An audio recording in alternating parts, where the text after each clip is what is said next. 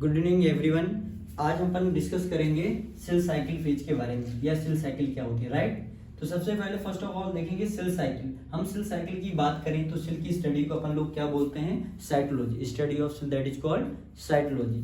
Cytology की बात करें तो साइकोलॉजी होती क्या है, या सेल साइकिल की बात करें हम लोग तो सेल साइकिल की बात करें तो series of event are cell undergo divide, यानी हमारी जो एक सेल होती है डिवाइड होती है, that is called number of cell क्या होती रहती हैं, बढ़ती रहती हैं। यदि नंबर ऑफ सेल इंक्रीज कर रही हैं तो उसे हम लोग क्या कहेंगे, हाइपरप्लेशिया। उस टर्म को हम लोग बोलते हैं हाइपरप्लेशिया। और यदि साइज ऑफ सेल इंक्रीज कर रहा है दैट इज कॉल्ड हाइपरट्रॉफी।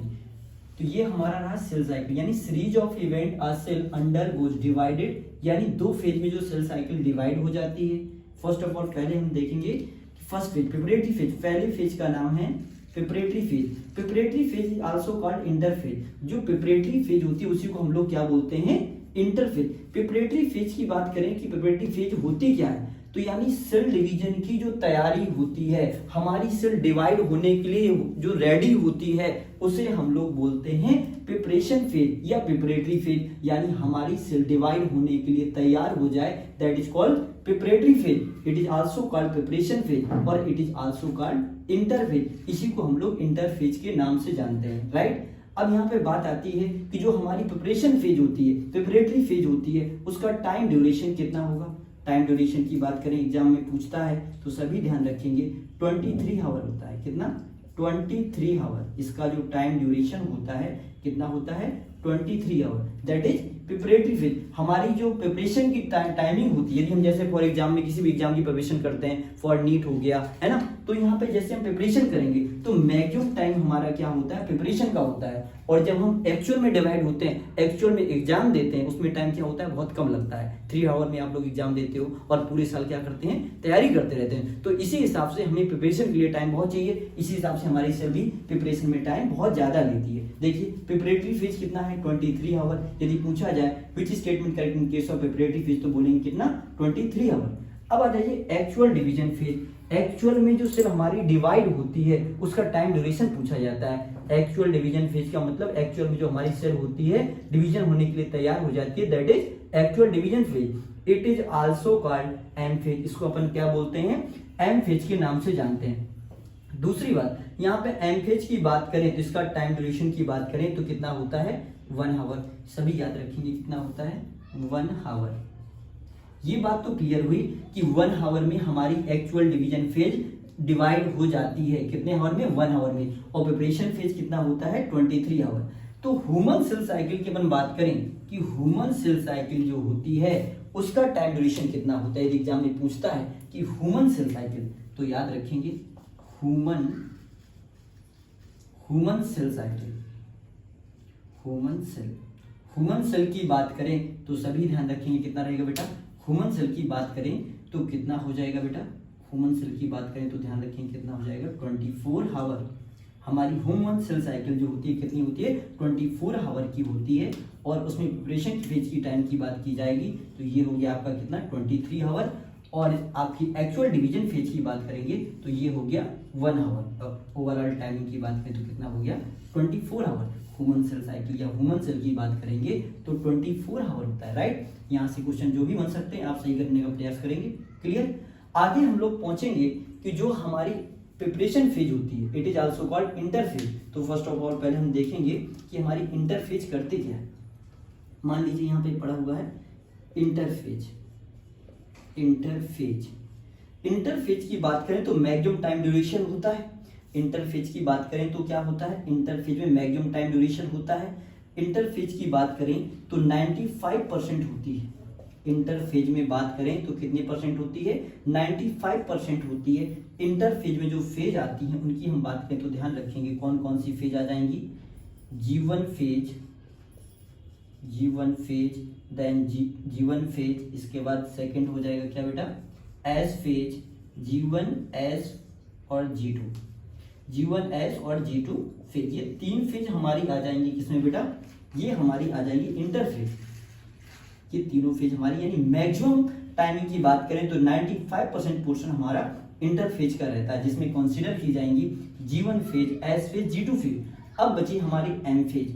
तो एम फेज की हम बात करें तो एम फेज में सभी ध्यान रखेंगे कि जो हमारी एम फेज होती है, एम फेज में आप ध्यान रखेंगे, ये मान लीजिए एम फेज है, तो एम फेज का जो टाइम ड्यूरेशन होता है वो कितने 1 आवर का रहता है। परसेंटेज की बात करेंगे तो ये 5% होती है। कितनी रहती है? 5% रहती है। यहाँ पे अभी आप डायग्राम में यदि बात करें तो डायग्राम में हम शो करके भी आपको बताएंगे। यहाँ पे एक चीज सभी ध्यान रखेंगे, जैसे मान लीजिए जो हमारी सेल है, यदि हम डायग्राम में ग्राफ बना के बताएंगे उससे आप अच्छे तरीके से समझ पाएंगे। देखिएगा, जैसे मान लीजिए यहाँ पे मेंशन है, एक डायग्राम शो किया गया है, इससे आप ग्राफ के थ्रू समझ पाएंगे कि मैक्सिमम पोर्शन किसका है। ये देखिए यहाँ पे मान लीजिए ये हमारा सेंटर है, यहाँ से मान लेते हैं कि ये हमारा यहाँ से लेकर के यहाँ तक का जो पूरा सर्किल एरिया है दैट इज इंटरफेज। इसको अपन क्या बोलेंगे, ये पूरा जो यहाँ से लेकर के यहाँ तक का जो क्राइटेरिया है, ये पूरा एरिया क्या है बेटा? इंटरफेज। इसको क्या बोलते हैं? इंटरफेज बोलते हैं। क्लियर हो गया? और ये जो इतना एरिया है यहाँ से लेकर के यहाँ तक का जो एरिया है, इसे अपन क्या बोलते हैं? सभी ध्यान रखेंगे, इसे हम लोग क्या बोलते हैं बेटा? That is M phase. इसको हम लोग बोलते हैं, क्या बोलते हैं बेटा? अपन लोग इसे मानेंगे एम फेज, और ये एक्चुअल में है भी एम फेज। क्लियर हो गया? ये क्या हो गया? M phase. अब यहाँ पे बात आती है कि G1 एस G2 की बात करें तो इंटरफेज का मैक्सिमम पोर्शन हो गया। यदि बात करेंगे तो 5% हमारी क्या हो गई बेटा? M phase. और ये पूरा जो एरिया है यहाँ से लेकर के यहाँ तक का जो पूरा एरिया है, ये क्या है बेटा? इंटरफेज। इंटरफेज की हम बात करें तो इंटरफेज कितने परसेंट हो जाएगी? इंटरफेज की बात करेंगे तो बेटा 95% हो जाएगी। और इसमें आ जाती है एम फेज। ये क्या है? M phase. और यहाँ पे हम कंसीडर करेंगे, मान लीजिए ये हो गई G1 फेज। ये कौन सी फेज हो गई? G1 phase. इसके बाद यहाँ से यहाँ तक का एरिया हो गया एस फेज। देन जो रिमेनिंग एरिया दिया हुआ है ये क्या हो जाएगा आपका? G2 phase. ये क्या है? G2 phase, right. तो सभी ध्यान रखेंगे, यहाँ से जो भी क्वेश्चन बन सकते हैं आप यहाँ से सीख पाएंगे। G1 एस G2, तो यानी मैक्सिमम पोर्शन जो है किसका है? इंटरफेज का है। इंटरफेज को हम लोग क्या बोलते हैं? प्रिपरेटरी फेज बोलते हैं, प्रिपरेशन फेज के नाम से जानते हैं। यदि यहाँ पे कई बार पूछा जाता है कि जो हमारी G1 फेज होती है उसमें क्या होता है? सेल साइज इंक्रीज हो जाता है। G1 फेज में और क्या होता है? सेल साइज इंक्रीज हो जाएगा। क्या होगा बेटा? सेल साइज इंक्रीज हो जाएगा। और क्या होता है? रिप्लिकेशन देखने को मिलेगा। क्या देखने को मिल सकता है? रिप्लिकेशन देखने को मिलेगा। सेल साइज इंक्रीज करेगा G1 फेज में, और क्या हो सकता है? रिप्लिकेशन देखने को मिलेगा। रिप्लिकेशन का मतलब हमारी सेल जो है बार बार क्या करेगी? रिप्लिकेट करेगी। एस फेज की बात करें तो डीएनए रिप्लिकेशन हो सकता है। एस फेज में क्या होगा? डीएनए रिप्लिकेशन देखने को मिल सकता है। डीएनए रिप्लिकेशन क्या होगा? डीएनए रिप्लिकेशन देखने को मिलेगा आपको किस फेज में? एस फेज में। अपन यदि G2 फेज की बात करें तो G2 फेज में सभी जानते हैं क्या हो सकता है? माइटोकॉन्ड्रिया, क्रोमोप्लास्ट दोनों रिप्लिकेट कर सकते हैं। इसमें माइटोकॉन्ड्रिया और क्लोरोप्लास्ट दोनों क्या हो जाएंगे? रिप्लिकेट कर सकते हैं। तो ये रही हमारी सेल साइकिल। सभी ध्यान रखिएगा, जो सेल होती है डिवाइड हो जाती है 2 फेज में। पहली फेज का नाम सभी को पता है preparatory phase, then is actual division phase. Preparatory phase को हम लोग इंटरफेज के नाम से जानते हैं। प्रिपरेटरी फेज का मतलब होता है हमारी सेल डिवाइड होने के लिए तैयार हो जाती है, उसे कहते हैं प्रिपरेशन फेज यानी प्रिपरेटरी फेज। इसका टाइम ड्यूरेशन की हम बात करें तो एक्चुअल में इसका टाइम ड्यूरेशन जो होता है सभी ध्यान रखेंगे कितना होता है? 23 आवर होता है टाइम ड्यूरेशन, जो टाइम लेती है डिवाइड करने में। और इसकी ह्यूमन सेल साइकिल की बात करें, ह्यूमन सेल की बात करें तो कितना होता है? 24 आवर होता है। एम फेज की बात करेंगे 1 आवर हो गया।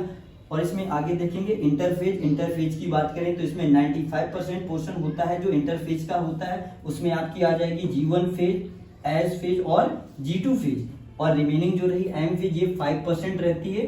G1 phase, S phase, G2 phase. ये देखेंगे मैक्सिमम पोर्शन जो आपका है किसका है? इंटरफेज का है।